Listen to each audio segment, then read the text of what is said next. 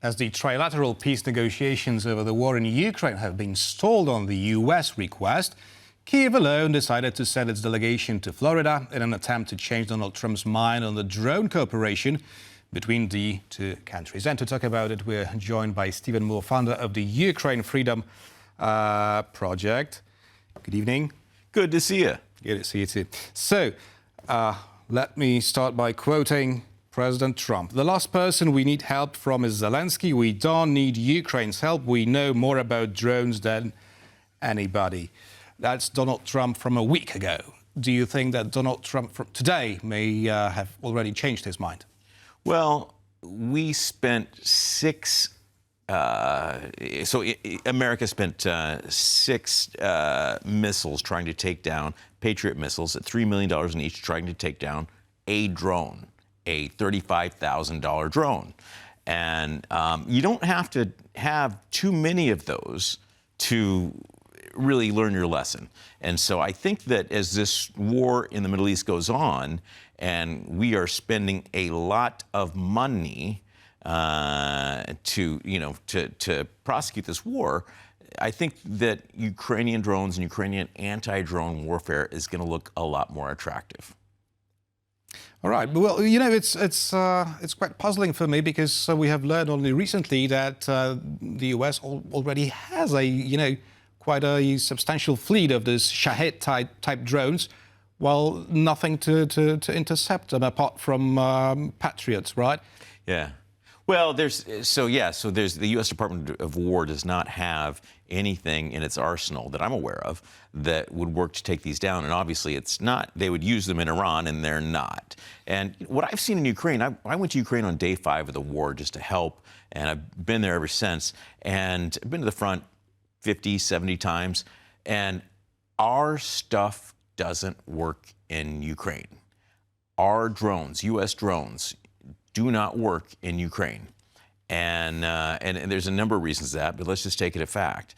And so what the Ukrainians have done is they've developed an industry where they have, their iteration time is measured in days rather than months, as they are in American production. So, and I am convinced that the United States of America does not have the capability to produce inexpensive pieces of machinery to go to war with.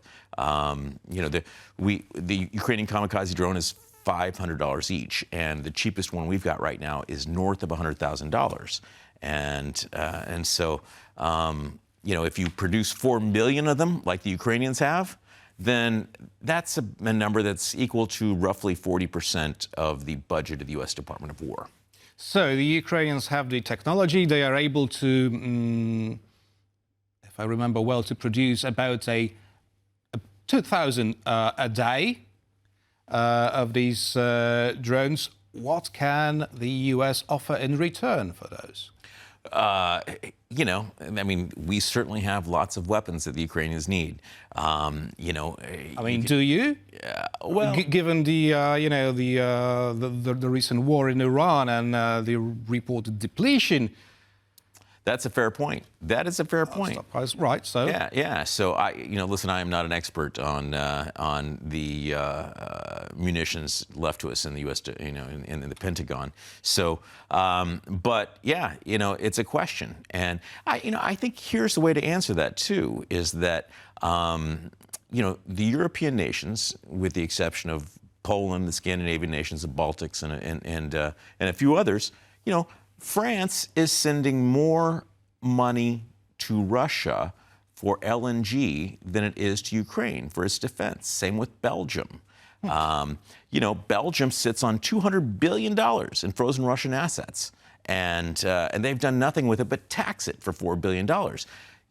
Bart de Wever, the Prime Minister of Belgium, could change the course of the war tomorrow. But he said at a Ukrainian breakfast in Davos, Belgium's not at war with Russia. Europe's not at war with Russia. And, I think that's probably, Poland with 19 Russian drones impacting inside your territory would probably part ways with our good friend Bart de Wever on that. In fact, the Russians have shut down the Brussels airport 3 times with drones.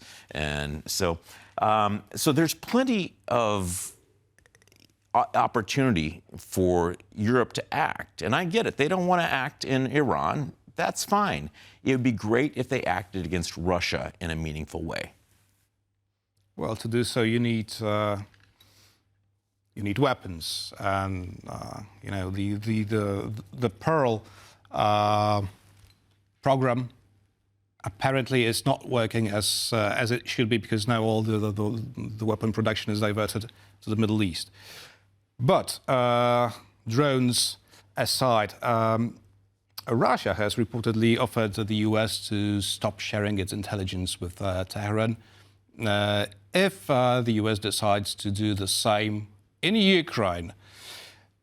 Now, I know that this offer has been reportedly already rejected, but I'm wondering whether Russians are more concerned with, you know, with these strikes on the front line, or with the long-range attacks behind the front line, the one that damages Russian energy infrastructure. Yeah, I got to think those are really damaging both to the infrastructure and to Putin's reputation, because I think that the reason that the Russians put up with a lot of loss of freedom is because they feel like Putin will protect them. You know, I worked in Russia in the 90s and did a lot of polling, and every poll came back saying the most valuable asset in a leader, in the Russian opinion, is strength. And if Putin has lost strength in the eyes of the Russian people, that does not bode well for him. So yeah, I'm sure he wants to stop getting reports of Ukrainian drones and Ukrainian missiles blowing up facilities in Tula and Voronezh and wherever else they might be hitting. Mm-hmm. Now, as we're talking about sharing intelligence, the head of the FBI, Kash Patel, has revealed that Russia has launched a major operation, a phishing campaign targeted against high-ranking US officials. Now, knowing this, do you know that this may change Donald Trump's approach to Vladimir Putin? Yeah, well, certainly evidence is compiling that Russia is not our friend. You know, Steve Witkoff said a week or two ago, well, the Russians say they're not aiding Iran. We've got to take them at their word, which, you know, yeah. So I think that you see the Russians actually sending weapons, you know, cargo planes full of weapons to Iran to kill American servicemen. And, you know, you see them aiding the intelligence of so the Iranians can target better. You've got 2 oil tankers steaming towards Cuba. That's going to be interesting because, you know, Marco Rubio, the Secretary of State, is Cuban. His whole thing in life is to get rid of the Castro regime. And